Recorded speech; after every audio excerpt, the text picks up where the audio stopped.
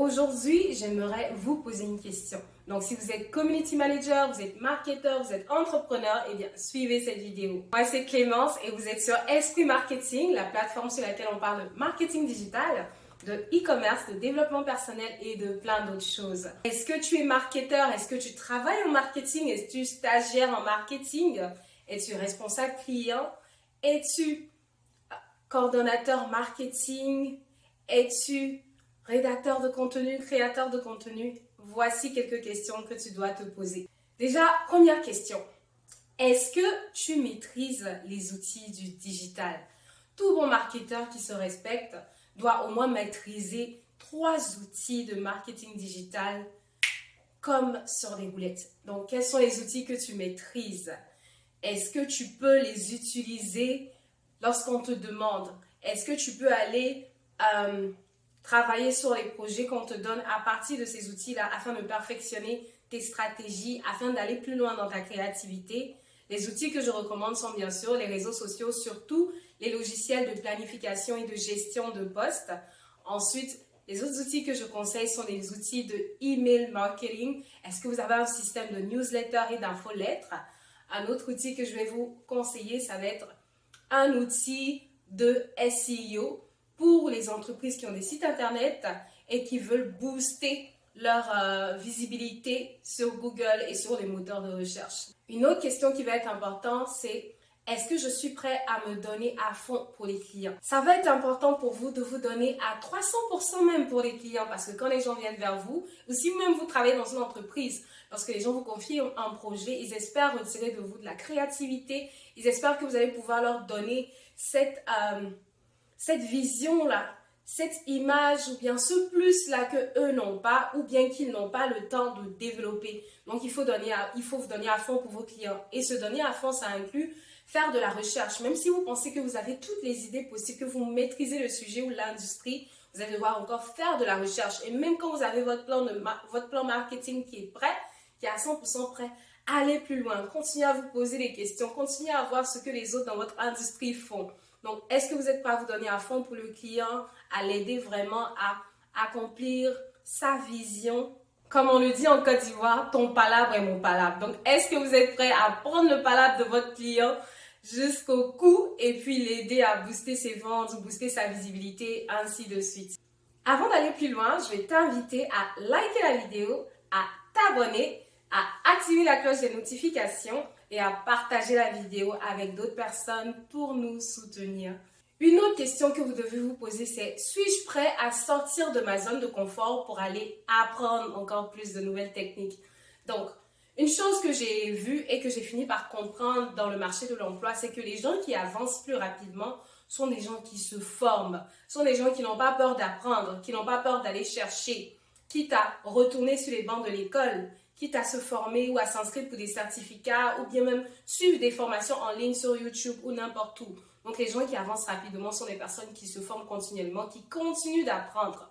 Donc, en tant que marketeur, est-ce que vous êtes prêt à apprendre? Parce qu'il y a tellement de choses qui se passent dans cette industrie du marketing-là que vous devez vraiment sortir de votre zone de confort pour aller chercher de nouvelles techniques. Parce que si vous voulez rester là à utiliser les mêmes stratégies, les mêmes tactiques, au bout même de 6 mois, d'1 an ou de 2 ans, vous allez voir que ces tactiques-là sont désuètes.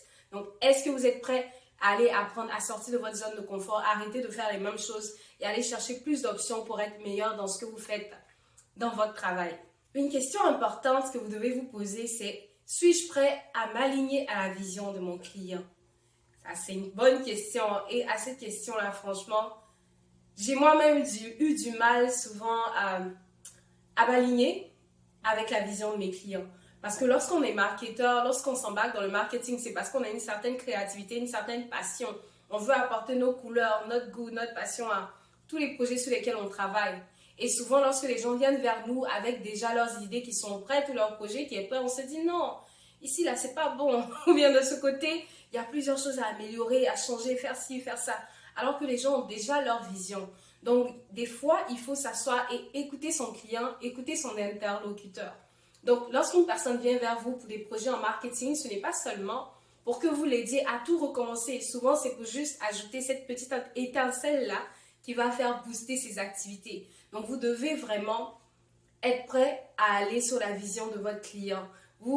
Si vous n'arrivez pas à comprendre la vision du client, c'est de vous asseoir, prendre le temps de discuter, rediscuter avec la personne et lui poser autant de questions que possible pour savoir où est-ce que la personne s'en va, qu'est-ce que la personne veut, quelle est la couleur, quelle est la saveur, quelle est l'atmosphère, quelle est la personnalité, quel est le dynamisme que la personne veut donner à sa marque. Donc, il y a tout ça qu'on doit prendre en compte lorsqu'on fait affaire avec un client. Donc, ce n'est pas juste nous qui devons parler, ce n'est pas juste notre personnalité, nos connaissances ou notre esprit de créativité qui doit parler, mais des fois, on doit vraiment s'aligner avec ce que le client veut. Donc, si le client a choisi du jaune et que vous trouvez que le jaune, ça ne le fait pas, que le vert est mieux ou que le bleu est mieux, non.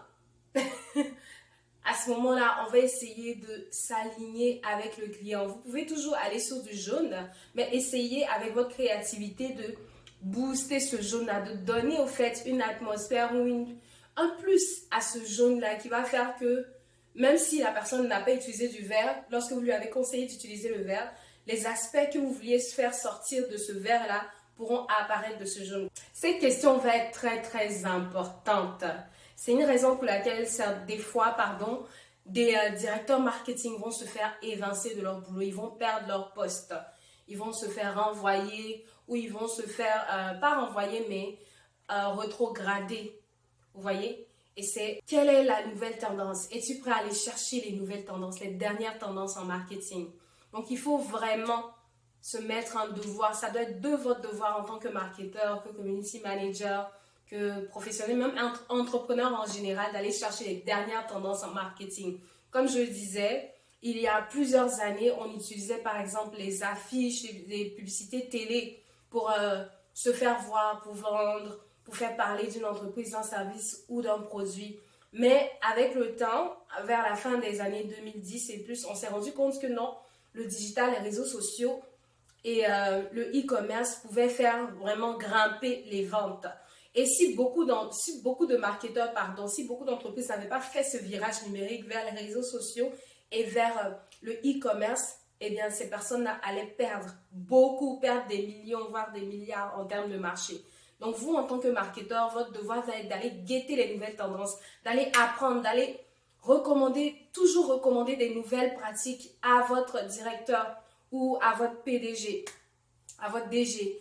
Il est de votre devoir d'aller proposer les choses incessamment, d'aller tester de nouvelles choses. Donc, ne restez pas là assis, comme je le disais, à toujours faire les mêmes choses en espérant que ça fonctionne. Surtout si ça ne fonctionne pas, testez de nouvelles choses. Donc, ça va être important pour vous d'aller chercher les nouvelles tendances. Aujourd'hui, on parle d'intelligence artificielle. Eh bien, comment utiliser l'intelligence artificielle pour faire de la vente, pour améliorer son marketing? Tout ça, vous allez devoir le chercher.